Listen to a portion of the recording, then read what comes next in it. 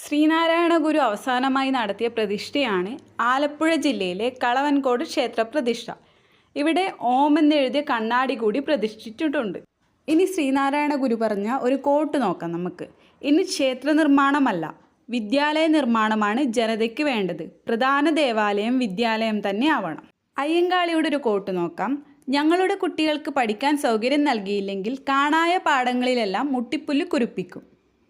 അടുത്തത് വക്കം അബ്ദുൽ ഖാദർ മൗലവിയുടെ ഒരു കോട്ട്.